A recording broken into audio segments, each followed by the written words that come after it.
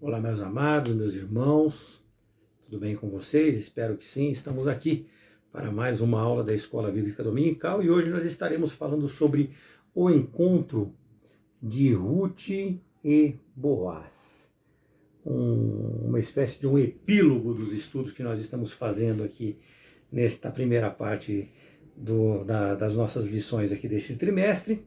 E nós estaremos hoje trazendo um assunto bastante importante para todos os irmãos. E nós precisamos aqui já inicialmente falar aos amados irmãos sobre uma lei mosaica que está lá em Levítico 19, no versículo 9 e 10. Ela diz assim que quando forem fazer as colheitas, né, os senhores, quando eles forem fazer as colheitas da terra deles, o canto do campo deles, ele não poderá colher totalmente, e nem vai colher também aquele resto da sua colheita, ou seja, aquilo que cai no chão, né? Ele não vai colher também da sua vinha, toda a sua vinha, né? Ele vai deixar ali algumas coisas para que os pobres estrangeiros coletem e sobrevivam daquilo. Né? Por quê? Porque o Senhor nosso Deus determinou desta maneira, e desta maneira eles colaborariam para o alimento, para alimentar os pobres daquela época. Né? E assim eles faziam, os hebreus, né? Eles deixavam alguns dos frutos para serem colhidos pelos pobres, parentes ou não deles. Eles eram chamados, esses que coletavam, eles eram chamados de colhedores, meus irmãos, ou respigadores. E vemos que tanto nesta lei, como na lei do levirato, fica claro a providência divina, tá? Para apoiar e auxiliar essas pessoas pobres, né? O que também acabou por unir este casal, Boaz e Ruth, como nós veremos hoje. E assim eles dois se tornaram, como nós já dissemos nas aulas anteriores, bisavós de Davi. E que de quem ali descendeu, humanamente falando, Jesus, né? Ali, humanamente falando, descendeu também Jesus, o leão da tribo de Judá. Na verdade, é desta maneira, nós precisamos enxergar desta maneira, porque é fato, isso é verdade, isso é real. Mas trazendo aos irmãos o contexto deste estudo, nós vemos que Ruth, mesmo sem saber que Boaz era o seu parente remidor, ela tornou-se ali uma respigadeira, e vemos assim a sua disposição para o trabalho, o seu esforço em buscar por si mesmo, né? Por si mesma, né? Meios para a subsistência dela e para a subsistência da sua sogra Noemi. Atitude esta de uma mulher virtuosa, conforme está lá em Provérbios 31, e é somente lá e aqui que nós vemos esse texto, né? E aparece a palavra mulher virtuosa neste sentido. Aquela pessoa que não se alimenta de preguiça, né? Provérbios também fala sobre isso, lá no versículo 31, no capítulo 31 de Provérbios, no versículo 27, quando diz assim, ela olha bem para os caminhos da sua casa e não come do pão da preguiça. E nós vemos isso em outros textos também, conforme nós falaremos mais para frente para os irmãos. E todos nós sabemos que uma mulher com esta disposição, ela cumpre o seu dever, meus amados, e ela faz muito além dele, com certeza. É claro, meus irmãos, que para ir respigar, ela se valeu ali das orientações de Noemi sobre a lei mosaica que nós acabamos de mencionar para os irmãos, que está lá em Levítico 19, onde os ricos donos das plantações, eles deixariam que os pobres recolhessem aquilo que caísse no chão durante a colheita, como nós já vimos. Deuteronômio 24 também fala disso, além de Levítico 19. E hoje, meus amados, nós devemos aqui aprender sobre o dever de ensinar os nossos filhos o valor do trabalho, sem permitir a eles, né, sem deixar que eles abasteçam-se de uma relação com o ócio, com, dizendo a palavra mais clara, né, com a falta de vontade de trabalhar, vamos dizer assim, para não ser um tanto quanto agressivos, né? Porque nós sabemos que esta relação é uma das maiores causas, meus amados, dos problemas familiares, inclusive nos problemas de casamentos, e que isto tem levado muitas famílias à tristeza, trazendo com isso reflexos na sociedade, reflexos na igreja, né? Isso é uma autofagia, uma autodestruição. Nós vemos isto claramente lá em Provérbios 24, 34, de 30 a 34, né? Isso aí é bom vocês lerem em casa, mas falam também sobre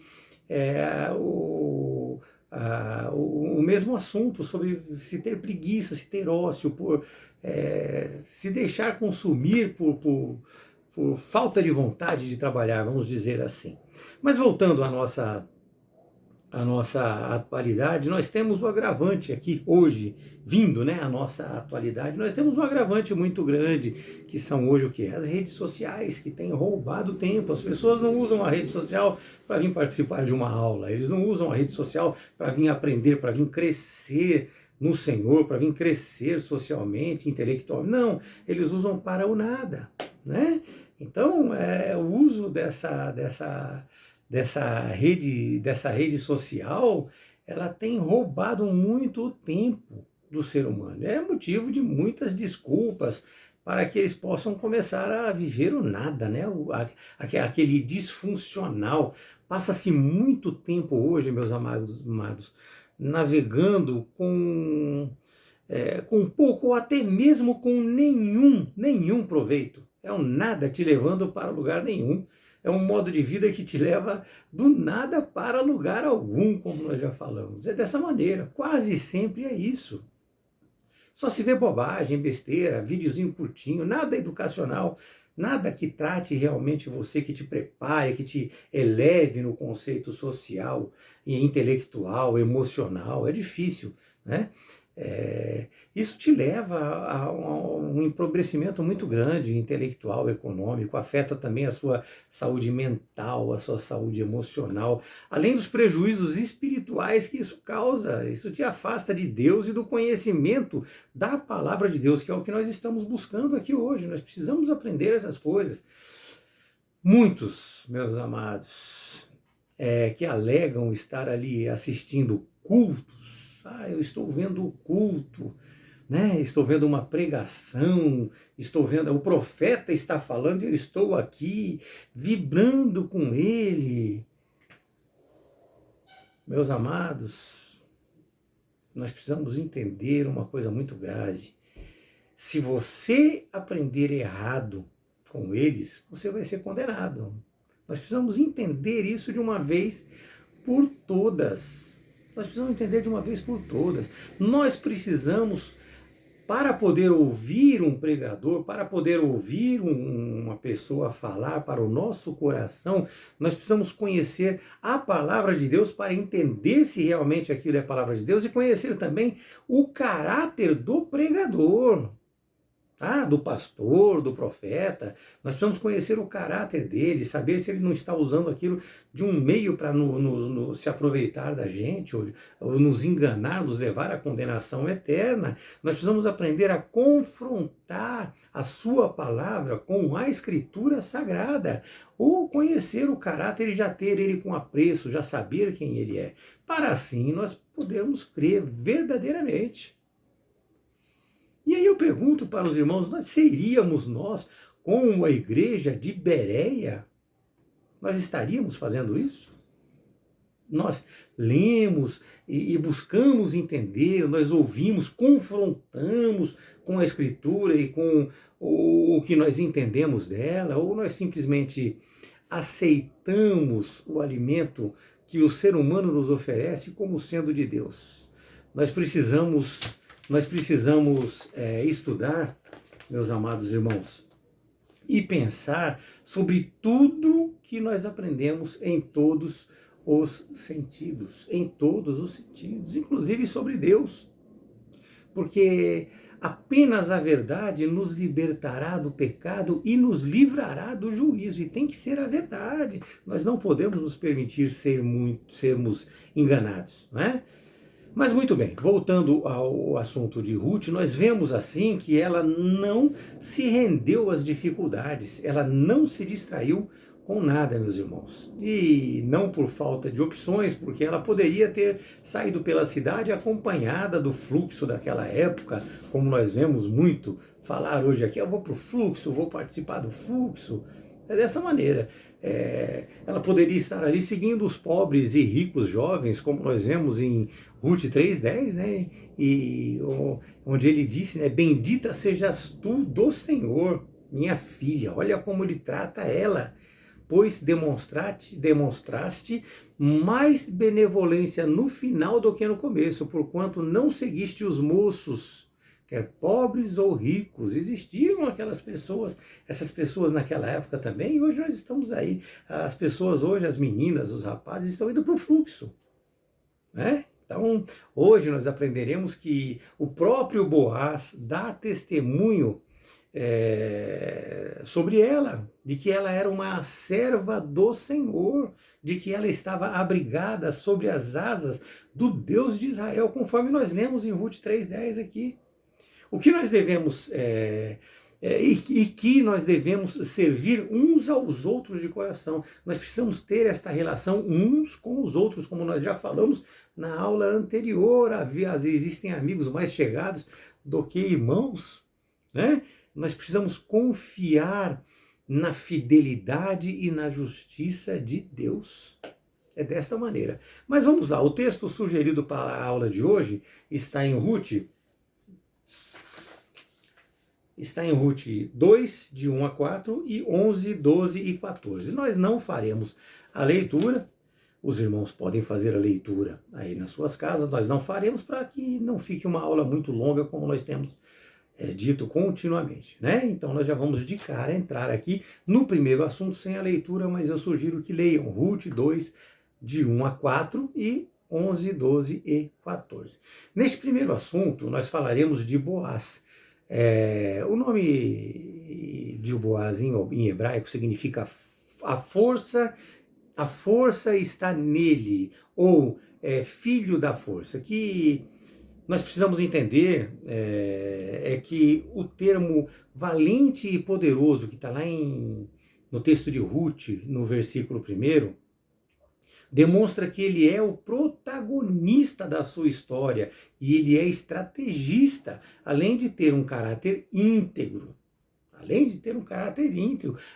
Também a influência que vai muito além do seu poder econômico, também do fato de que ele é um ser fiel e ele é cumpridor das leis mosaicas.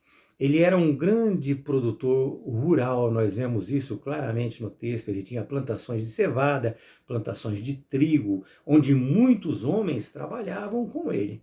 Ele tinha condições financeiras e legais para ser o parente remidor, porque ele era parente de Elimeleque. Existia um parente remidor que antecedia, ele era antes dele, mas ele acabou por fim conseguindo conquistar e fazer esta remissão de Ruth, conforme nós vamos ver nas próximas aulas, na próxima aula, na aula da semana que vem, né? Então ele era um parente remidor, sim, o parente remidor, marido de Elimeleque, que era o marido de Noemi, Elimeleque. E entendido pelos rabinos, ele era entendido, vamos dizer assim, ele era entendido como sendo sobrinho de Elimeleque, neto de Massom, um príncipe da tribo de Judá, que era o que? Era filho de Salomão com Raabe. Tá? Filho de Salomão com Raabe. E muitos estudiosos, meus irmãos, entendem que seria a Raabe a prostituta da cidade de Jericó. Eu, particularmente, discordo, devido ao lapso temporal que existe. Ou então seria uma idade muito discrepante entre Ruth e Noemi. Mas tudo é possível, né? Só que eu entendo também que pode ser certo, né? A dúvida sobre o grau de parentesco entre Boaz e Elimeleque. Então existe essa dúvida se ele realmente era sobrinho ou não. Mas certo é que havia sim um grau de parentesco entre eles. Isso não resta dúvida nenhuma. O segundo tópico desse primeiro assunto apresenta duas palavras que na verdade são dois títulos, né, relacionados ao assunto de hoje.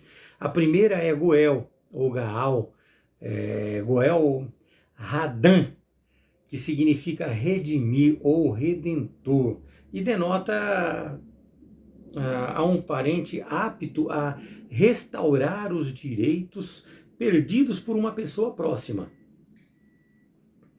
No cristianismo, este título é aplicado, meus amados, a Cristo como Redentor, que pagou um alto preço pela humanidade, sendo neste livro utilizado para Boaz, que foi o Redentor de Ruth. Todos nós sabemos, meus amados, que uma família deve sim, entre si, ajuda e proteção. Isso fica claro. Isto é amor, é respeito. E lembre-se, Provérbios 18, 24, né? Diz que um homem que tem amigos deve mostrar-se amigável e há um amigo mais chegado do que irmão. Então nós voltamos aqui, eu voltei a falar o que nós já falamos nas aulas anteriores sobre um amigo. Então muitas vezes você tem um amigo que para você é mais do que um parente, então você pode auxiliá-lo e ajudá-lo, sim, você deve fazer isso. Portanto, nós devemos, como cristãos e tementes a Deus que nós somos, compartilhar sempre esses sentimentos com quem nós amamos, independente de quem seja, né? Entendam que esse termo Goel, ele é usado para um protetor de interesses de um indivíduo ou grupo, porque ali cabe cuidar de se evitar a alienação de bens da família. Nós vemos isso lá em Levítico 25, 25, né? Que diz assim, que se o teu irmão empobrecer e vender certa quantidade de sua possessão, e se algum parente vier para o redimir, então ele resgatará o que vendeu seu irmão. É desta maneira. Existe uma ampliação também, meus amados, disso lá em Levítico 25, 49. Ele amplia 25, 25, que diz assim... o seu tio, ou o filho do seu tio, ou o tio, ou o sobrinho, né? Ele o resgatará, ou qualquer um dos seus parentes. Olha aí o adendo, qualquer um dos seus parentes, alguém da sua família poderá resgatá-lo, ou, se ele for capaz, poderá resgatar-se a si mesmo, até ele mesmo poderia se resgatar nesse sentido. E o resgate, quando nós falamos aqui, desta maneira, é resgate através ou por meio de pagamento para dar dignidade a outra pessoa, desde que sendo um familiar próximo, como nós já falamos. A outra expressão que nós temos também é levir, que significa no hebraico unir ou ajuntar.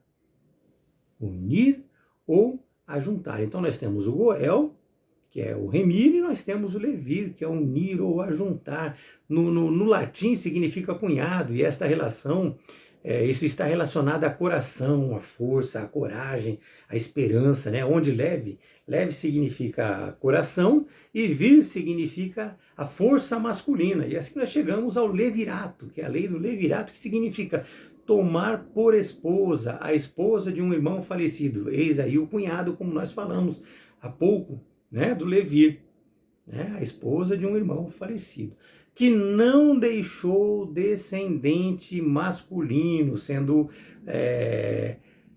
o filho, né, sendo o filho desta relação, descendente do falecido.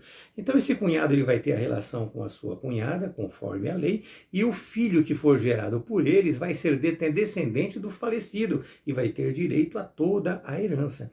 Então nós vemos assim, meus irmãos, que a história de Ruth, ela combina plenamente com a lei do levirato, como deve ser, né, com o dever do resgate, incumbida ao Goel. Então, é incumbido a Goel que seja feito o resgate, e o levir, o levirato vem e fecha isso, complementa isso de uma maneira tal, né, porque Ruth não tinha mais cunhado, né?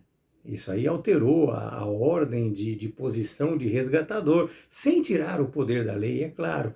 Ela visava perpetuar o nome do falecido, da qual a criança que irá nascer será considerado filho. E isto antecede, meus amados, pasmem, são informações que elas vêm vindo e a gente vai aprendendo, né? Isto antecede inclusive as leis de Moisés, porque isso já é visto lá em Gênesis, no capítulo 38. Se vocês quiserem, leiam Gênesis capítulo 38. Jesus também fala isto lá em Mateus 22, de 22 a 33. Mateus 22, de 22 a 33. Eu aconselho a leitura para os irmãos também. Alguns vizinhos de Israel, é bom constar também, eles tinham paralelos a esta lei. Eles tinham paralelos, alguns paralelos. E nós podemos citar ali os hititas, os buítas, os elanitas, né? Então eles tinham paralelos também. Ao lermos Rute 2, de 1 a 4, nós percebemos que Boaz, ele veio do campo à tarde. E assim, o trabalho já estava adiantado, já estava sendo feito ali. E ao chegar, ele saudou os seus empregados, demonstrando ser temente a Deus. Nós já vimos em aulas passadas também, o que também indica respeito aos seus trabalhadores, ao usar o termo Jeová, o Senhor seja convosco. Né? E ele teve como resposta, o Senhor o abençoe. Está lá em Rute 2, 4. Uma resposta bem amistosa, bem piedosa. Ele não chegou de forma arrogante ou seletiva, chamando um funcionário, um empregado ou outro. Não, ele falou com todos de uma maneira geral, como um homem temente a Deus e respeitoso deve falar. Ele não chegou perguntando ou impondo nada. A pergunta que ele faz ao chefe dos trabalhadores está relacionada exclusivamente a Rute. De quem é esta moça? Vejam que ele reparou nela. Ele reparou nela. Olha Deus agindo aí, meus amados. Nós falaremos também mais para frente um pouco a respeito disso. Né? Com isso, meus amados, nós vemos que Boaz considerava as pessoas mais importantes do que o trabalho. Isso fica muito claro. Embora seja bom que todo patrão busque e espere de seus funcionários um trabalho produtivo, nós precisamos entender que o ser humano é mais importante do que isso. E com isso, nós devemos buscar falar ao coração das pessoas, ao invés de impor obrigações em troca de dinheiro. Acho que se nós falarmos ao coração das pessoas, elas produzirão bastante, não é verdade? Deve-se buscar a reciprocidade de bons relacionamentos nas duas visões, patrão e empregado, trabalho e produção. E nós vemos que isso está cada vez mais difícil hoje em dia. O analfabetismo cultural, como nós já falamos, causado pelos problemas que também nós já falamos na introdução desta aula, oferece crescimento e cria dificuldade, não oferece crescimento, desculpem, e cria dificuldades para uma produção mais eficiente. Né? Fato este agravado pela distração oferecida pelas mídias sociais. Nós vemos hoje vários profissionais, inclusive de elite, perdendo tempo com coisas infrutíferas. Nós vemos hoje, a gente passa, às vezes, andando por aí, passeando, a gente vê que a pessoa abre o comércio dela, senta numa cadeirinha lá, pega o celular e fica, nem olha para frente direito. Às vezes você chega para ser atendido, a pessoa está distraída no celular, está jogando paciência no computador. É desta maneira, né? É assim que, infelizmente, tem funcionado as coisas. É muito difícil. Hoje nós vemos pessoas totalmente dispersas. E pasmem, meus irmãos, hoje a grande maioria vive desta maneira. E eu falei a grande maioria e não estou errado nisto. Tá? Isto prejudica em muito o rendimento e o desenvolvimento funcional, tanto intelectual, como profissional, como pessoal. Essa exposição feita por mim aqui, meus amados, não retira e nem justifica a falta de empenho do funcionário, como nós vemos lá em Efésios, né? Efésios capítulo 6, também lá em Colossenses 3, de 22 e 33, Colossenses, eu vou me lembrar mais fácil de Colossenses, ele diz assim, servos, né, obedecei a todas as coisas e os vossos senhores, segundo a carne, não servindo só na aparência, mas como que para agradar aos homens, né? Mas em simplicidade de coração, temendo a Deus. E tudo quanto você fizer, você tem que fazer de todo o coração, como se você estivesse servindo ao Senhor, a Deus e não aos homens. É desta maneira que nós devemos agir, meus amados. Honestidade, caráter, educação, personalidade, amar a Deus, adorar a Deus, te permite isso, te leva a ser assim. Portanto, meus amados, nós precisamos alcançar disposição do coração, assim como teve Ruth em toda essa relação, como nós já expressamos e estamos aqui expressando hoje também. Quando um cristão não age assim, meus amados, seja ele patrão, veja bem, seja ele patrão ou empregado, ele compromete a eficácia do evangelho que ele diz carregar dentro de si. Né? Ele acaba comprometendo isso na sua vida, no seu testemunho, porque nós somos o sal da terra e a luz do mundo. Mateus 5, 13, 16 fala isso. Nós somos o sal da terra e a luz do mundo. E ficamos assim, meus irmãos, sujeitos à justiça divina, tanto aqui quanto na eternidade. Colossenses 3, 24, 25, 4, no versículo 1. Meus amados, a Bíblia vastamente fala sobre tudo isso. Mas vamos lá, vamos ao segundo assunto, para que não se torne uma aula tão longa. Né? Nesse segundo assunto, nós vamos ver o carinho de Boaz, que o carinho dele era com todos, e que também foi usado com Ruth, porque com a sua chegada no final do dia, ele notou e foi informado sobre ela, porque ele perguntou que foi informado que era moabita e que voltara com Noemi dos campos de Moabe, como está escrito em Ruth 2, 5 e 6, meus amados. Contaram também a sua história, que já era conhecida de todos, o seu comportamento, a sua dedicação ao trabalho, e isto sensibilizou Boaz, que se dirigiu a ela respeitosamente, vejam bem, respeitosamente, chamando-a inclusive de filha. A diferença de idade, né, permitiu isso. Com certeza existia essa diferença de idade. Nós vemos isso lá em Ruth 2:8. Exatamente, Ruth 2, no versículo 8. E assim ele deu a Ruth a liberdade de continuar catando espigas da sua plantação, assegurando a ela que ela seria ali tratada com respeito. Isso está lá em Ruth 2:9, é uma sequência. Né? Ele preocupou-se com ela, conferiu a ela proteção especial. Entendam, meus amados, que ser generoso, gentil, ser bondoso não retira a masculinidade de um homem, ao contrário, reforça. Né? Reforça. Na verdade, ser bondoso, gentil e generoso é para todos nós, homens e mulheres, na verdade. Afinal, nós devemos nos lembrar que o mais puro dos homens, ele convivia com todos. Ele foi e ensinou humildade e mansidão, virtudes essenciais a todo cristão. Não podemos jamais esquecer disso. Isso está em Mateus 11:19. Né? E aqui no caso de Ruth, era Deus agindo, meus amados, era Deus agindo. Ruth, ela ficou surpresa ali com o tratamento dado a ela por aquele homem importante e poderoso. Ela, como estrangeira que era e pobre, tinha receio de como ela seria tratada e assim era muito discreta e educada. Isso está lá em Ruth 2:7 também. Impressionada com o tratamento que ela recebeu dele, ela se inclinou de forma humilde, reconhecendo-se indigna do tratamento reconhecido.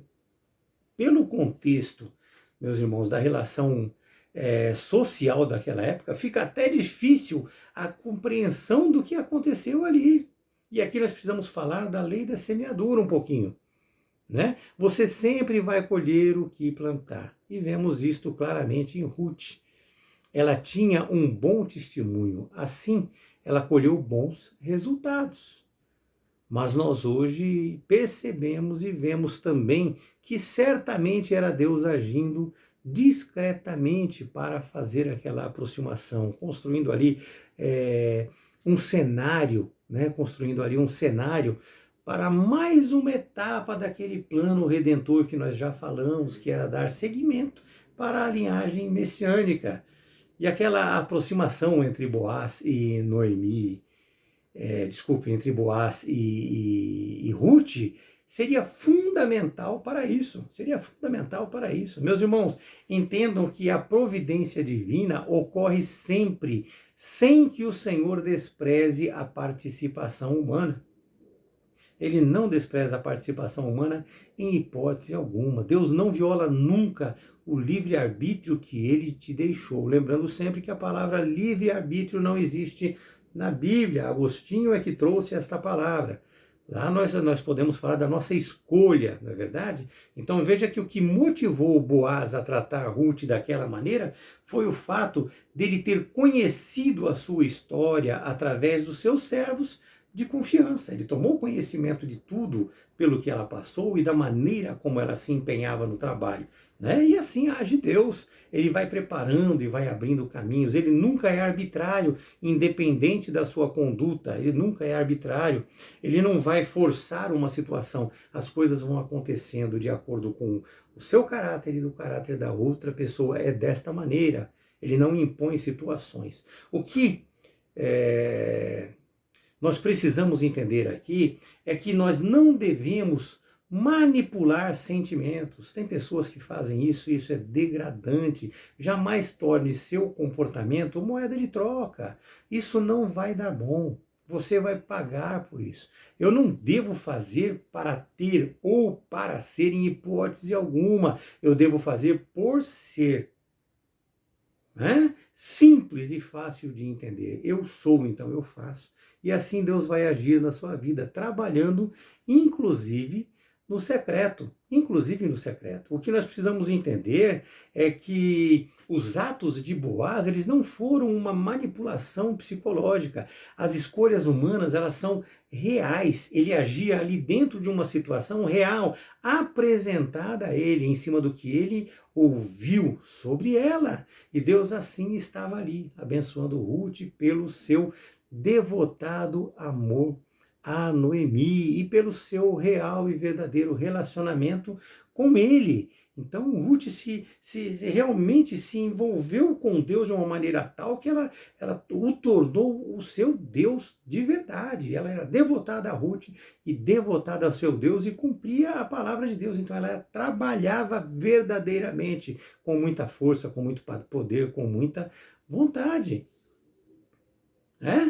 Nós podemos falar que a reputação que ela alcançou era muito digna, era muito grande. Veja que Ruth, ela pode, para um bom entendedor, ser até comparada com o modelo feminino de Abraão. Ela saiu da sua terra, foi para a Canaã, vamos dizer Canaã. Ela saiu da sua terra, foi para Canaã, e ali lhe foi proposta aquelas coisas, e ela aceitou e foi. Ela seguiu em frente, ela seguiu o Deus a quem ela passou a adorar, conhecendo Noemi, aprendendo com ela.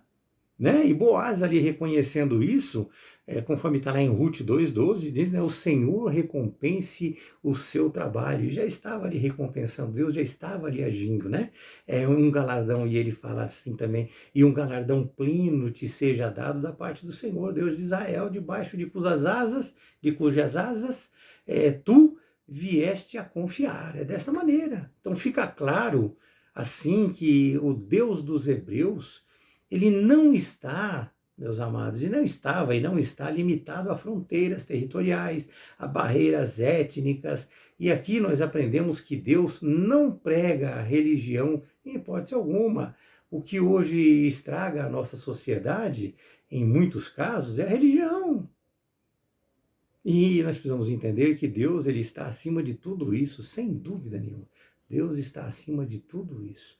Nós já falamos da lei, do levirato. Tá? Nós já falamos da lei da respiga, falamos há alguns minutos no início dessa nossa aula. Mas agora vamos falar um pouquinho sobre a lei da semeadura. Nós falamos lá que aquilo que você planta, você colhe. É isso, sim, é fato, né? Então nós vamos falar sobre a lei da semeadura, ou o princípio da semeadura. Nós já vimos que ela é bíblica, sim, ela é honesta, colhe-se aquilo que se planta. O problema é que em certos casos ela é usada para se obter algo. E não devemos fazer isso em hipótese alguma, meus amados, porque não há dúvidas de que pessoas farão o bem e colherão o mal. Vejam o caso de Abel, ele fez o bem e foi morto pelo próprio irmão. Veja que o problema surgiu em um momento de adoração, vamos dizer assim, praticamente durante um culto, dentro de uma igreja. Foi isso, ocorreu desta maneira. Nós podemos ver que Caim ofereceu o sacrifício querendo algo em troca. E ao não receber, ele se vingou do seu irmão. Portanto, entenda que em alguns momentos a vida será injusta comigo e com você. Entenda isso. Em alguns momentos a vida será injusta. E isso não descarta a lei da semeadura, não descarta e não descaracteriza ela. Por quê? Porque ela é boa e perfeita. Porque ela traz o resultado das suas ações, que é a semeadura. Você colheu, você vai plantar. Ocorre que existem pessoas inescrupulosas que vão querer te atacar com isso, como foi o caso de Caim e Abel. Entenda que não existe acaso na Bíblia também, meus amados. Outra coisa que nós precisamos aprender, não existe acaso na Bíblia. Saibam que acaso, para deixar claro para os irmãos, isso não está na aula, mas eu acrescento, acaso é um deus grego da sorte. Acaso é o deus grego da sorte. Na Bíblia e na vida do cristão não existe acaso, existe sim a providência divina, que é o resultado das ações e escolhas humanas, e foi o que aconteceu com Ruth e Boaz, né? No período de Ruth ali existia em Israel entre 50 e 150 mil habitantes e vários campos de colheitas, né? Vários campos de colheitas. Seria por um acaso, ou seria um acaso, Ruth ir aos campos especificamente de Boaz, o seu parente remidor? Seria este um acaso? Também seria um acaso Boaz reparar nela, trabalhando, quando ele chegou no final da tarde, em meio a tantos trabalhadores, em meio a tantas pessoas ali? Meus amados, ao buscar amparo em Deus, Ele nos guia, com certeza, e foi Deus quem direcionou para lá. Foi Deus que a direcionou, foi Deus que a levou ela para os campos de Boaz. Há uma aparente casualidade, como ocorre conosco muitas vezes, pensamos que foi um acaso, mas aprenda que é Deus agindo, nos dirigindo. E foi ali o que aconteceu com Ruth. Nada na nossa vida é por um acaso, entendam isso, né? Ruth, ela trabalhou nos campos de Boaz por quase 3 meses. E no final, haverá uma colheita fantástica, que nós veremos também na próxima aula, né? Alguns frutos nós colheremos logo, já outros levará um pouco mais de tempo. O que nós precisamos entender é que o trabalho árduo trará sim seus frutos no momento certo. Portanto, nós devemos abençoar, meus amados, aonde nós estamos, para que nós possamos ir dali para outros lugares, melhores ainda, e abençoá-los também. Por se amaldiçoarmos o hoje, eu vou amaldiçoar também o amanhã, não tenha dúvida disso. Se nós amaldiçoarmos o hoje, amaldiçoaremos também o amanhã. Onde nós estamos é o que nos potencializa para o próximo nível. Entendam assim, meus amados. Nós estamos aqui sendo potencializados para o próximo nível. É o que está acontecendo conosco. Nós estamos aqui com os pés sobre esta terra, peregrinos que nós somos aqui, sendo preparados para estarmos no paraíso com Deus.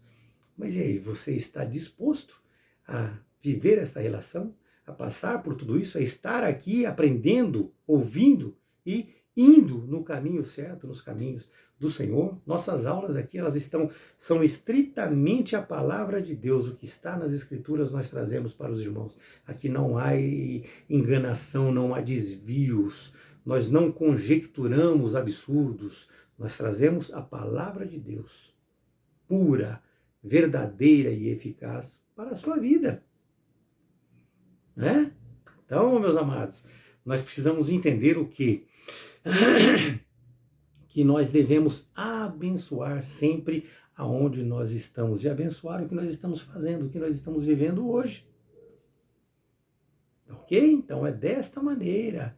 Aconteceu com Ruth, ela colheu ali fartamente os frutos, e isto vai acontecer comigo e vai acontecer com você também. A sua dedicação, a sua sinceridade, o seu trabalho lhe renderam casamento. Não é Ruth? Tá? Lhe renderam um casamento, que nós veremos na nossa aula da semana que vem. Agora, tudo isso que eu falei aqui para os irmãos, o nosso empenho, a nossa dedicação, a nossa boa vontade vai trazer para nós também frutos. Nós estamos a caminho do céu, meus amados, e não podemos permitir que nada interfira nisso. Vamos aprender do Senhor, vamos conhecer a verdade. A verdade é que te liberta de tudo que o mundo está te oferecendo e te coloca nos caminhos retos do Senhor, e assim nós chegaremos ao paraíso. Amém? Que Deus te abençoe, que você tenha uma semana muito gratificante e abençoada na presença de Deus. Deus abençoe a todos.